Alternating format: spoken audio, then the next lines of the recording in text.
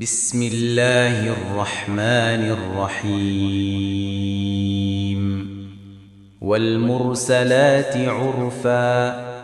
فالعاصفات عصفا والناشرات نشرا فالفارقات فرقا فالملقيات ذكرا عذرا أو نذرا إنما توعدون لواقع فإذا النجوم طمست وإذا السماء فرجت وإذا الجبال نسفت وإذا الرسل أقتت لأي يوم أجلت ليوم الفصل وما أدراك ما يوم الفصل ويل يومئذ للمكذبين ألم نهلك الأولين ثم نتبعهم الآخرين كذلك نفعل بالمجرمين ويل يومئذ للمكذبين ألم نخلقكم من ماء مهين فجعلناه في قرار مكين إلى قدر معلوم فقدرنا فنعم القادرون ويل يومئذ للمكذبين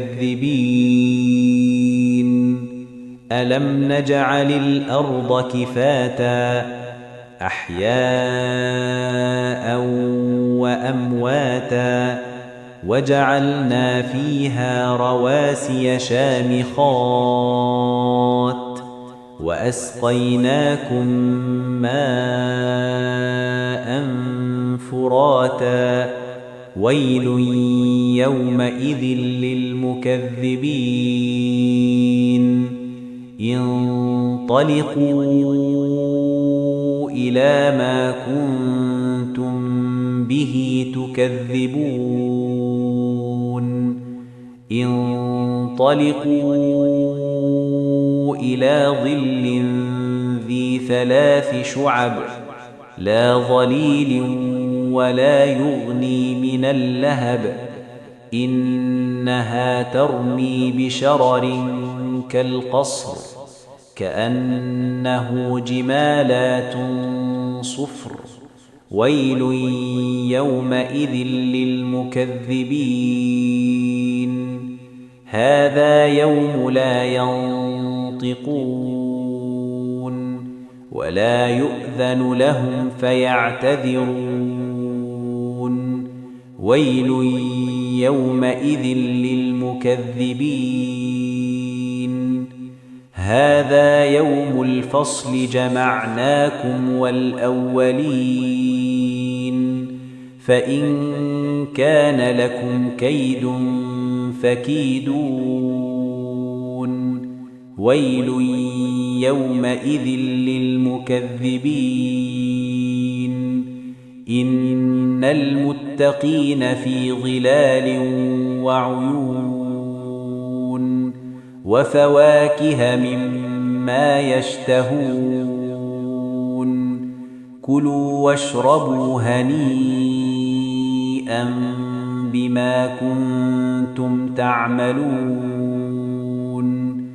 إنا كذلك نجزي المحسنين ويل يومئذ للمكذبين كلوا وتمتعوا قليلا إنكم مجرمون ويل يومئذ للمكذبين وإذا قيل لهم اركعوا لا يركعون ويل يومئذ للمكذبين